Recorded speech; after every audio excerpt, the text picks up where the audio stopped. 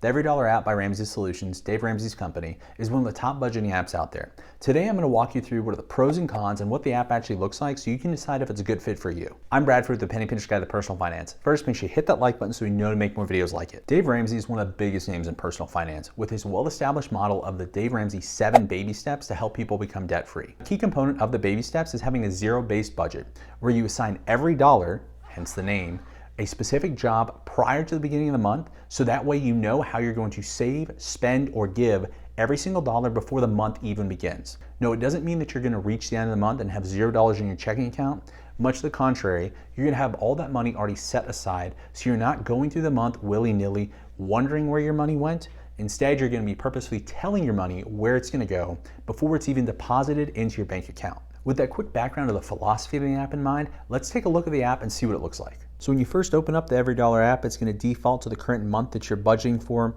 You do have the option to scroll to any other month that you want to see what you budgeted for previously, or if you want to get your budget set up for the following month, that's pretty easy to do.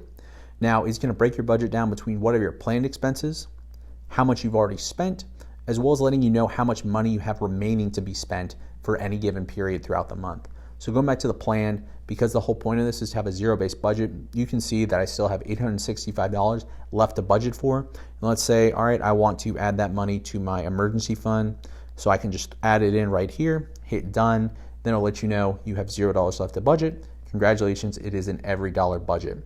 Now it's going to have the major categories that is already going to be set up for you, which are going to be indicated in the blue here. You do have full discretion as to what subcategories you have for each of them, but you cannot change the major categories.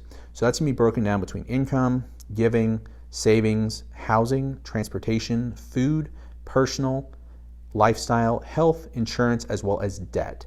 So it is a con that you can't change those major categories, but I think it's pretty easy to get around by setting up the subcategories however you want them to be.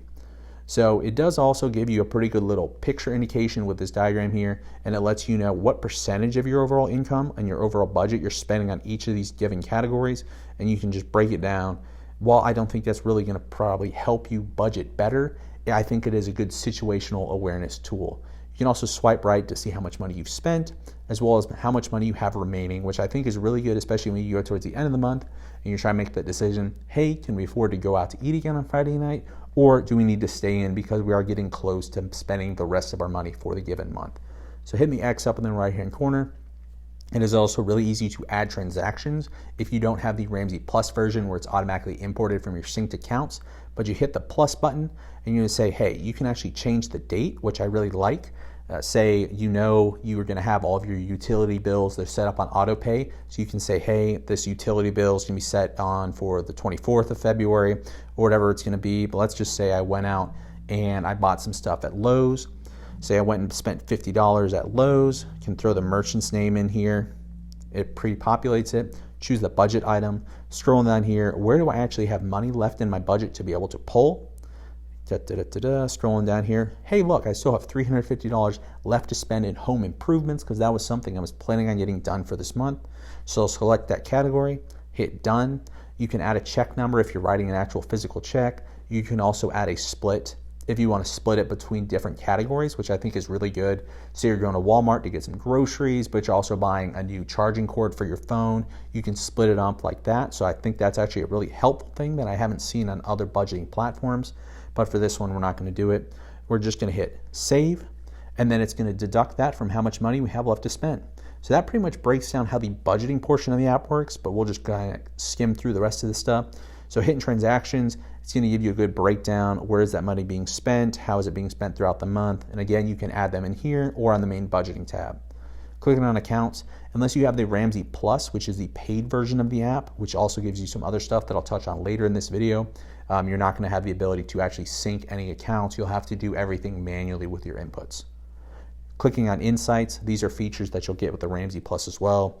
And basically, it's more things to help broaden your situational awareness with more graphs and other pictures that let you know what is going on, a big picture with your budget, your spending habits, as well as how is your income either growing, shrinking, or if it's just relatively unstable month to month. And then last, on the profile, this is just some additional tools you have. So obviously throughout this entire thing, if you don't have the Ramsey Plus subscription, there are going to be these mini advertisements encouraging you to upgrade. I don't think it's obtrusive, but they're definitely obviously in there on every single page throughout the app. It's pretty easy to set up reminders. Now, maybe your utility bill isn't going to be the same day every single month, but usually it's going to be plus or minus a day or two, and you can make sure you set up these reminders that will actually notify on your phones on the lock screen to let you know, hey, make sure you've paid your electric bill, make sure you've paid your utility bill, whatever they are. And those are pretty easy reminders to set up. They also have a couple assets in here that'll give you videos, blog posts, help you figure out how to begin your budgeting journey. Ramsey Pros, I can't talk to if any of these are actually good, if you're going to get or good value for your money out of these, but they have basically any kind of pro that you could potentially want. Realize they're being advertised because Ramsey Solutions is getting a kickback from these services. As well as help and support for the app, settings. These are pretty standard. You are able to use Face ID to lock it. You can set up notifications, enable them or not. A badge app icon that's going to show you your number of transactions.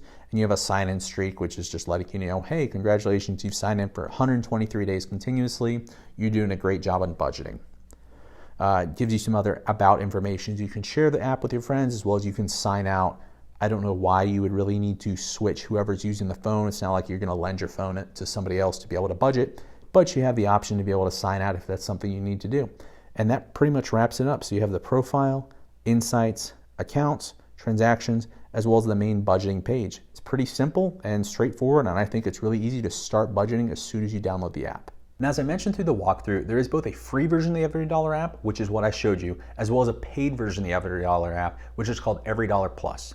Now, the main difference between these two is that the paid version allows you to actually sync all of your bank accounts, all of your credit card accounts, so that way all of those transactions are automatically imported to the app to make your budgeting a little bit more automated. Now, I do want to note that you don't have the option of just upgrading to the paid version of the app. The only way you're able to get access to those expanded features of syncing your bank accounts is by purchasing Ramsey Plus, which is an annual subscription for $129.99. Now, this actually gives you a lot more access to things past what the upgraded version of the app does, and those are like the Ramsey Solutions tax options, as well as the Financial Peace University, and a lot of other courses and things online to help you do better with your finances overall. But that is beyond the scope of this video, so I'm just going to focus on what the free version of the app offers, as well as what the paid version of the app offers, which comes in underneath the Ramsey Plus umbrella. Now that you've seen what the app looks like, and I've used it for the past couple weeks, let's talk about what the pros and the cons are, starting with the pros.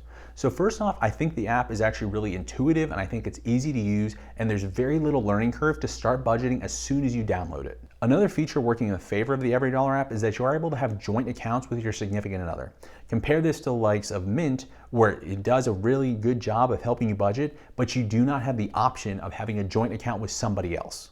And the last thing I want to touch on when it comes to pros for the EveryDollar app is that if you do decide to upgrade to the paid version of the app, is that you're not just getting the ability to sync your bank accounts, which is kind of comparable to YNAB.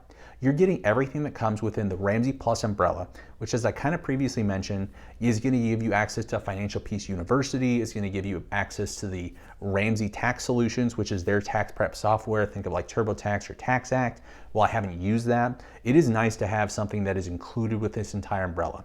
So when you get the upgraded version of the app, because you are required to purchase Ramsey Plus, you're getting a whole lot more than just an upgraded version of a budgeting app. All that said, I do think that is actually a double-edged sword, which leads me to the cons for EveryDollar.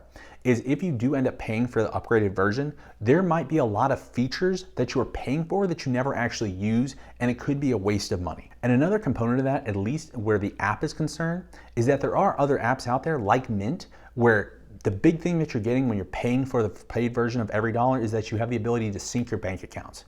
Mint, on the other hand, is completely free, and you're able to sync the bank accounts without any other charges. Now, I know that's a relatively short list of pros and cons, but I think it's time to jump to the verdict. I think EveryDollar is a really simple platform, especially the free version, that is easy to use and has very low hurdles in terms of learning how to use the app, which I think is perfect for people that are first starting to budget, especially because it does force you to manually input all of your transactions. Now, it could certainly be possible, and I think it's the case for many people, that having to input those manual transactions is an extra hurdle that is going to discourage them from budgeting. But for people like me, and I do think there's other people out there, where it's very helpful to manually input all your transactions because it forces you to be aware of how exactly you're spending all of your money rather than just swiping your card and not really understanding where that money is going. And I do like that if you do the upgraded version of the app with Ramsey Plus, that you're getting a lot of benefits aside from just a nicer version of the app itself, as I previously mentioned. On the flip side of that, as I mentioned, because it is that double-edged sword, if you're not going to get benefit from those upgraded versions, including like the tax software, Financial Peace University, and things like that, then the upgraded version of the app is probably not worth it for you.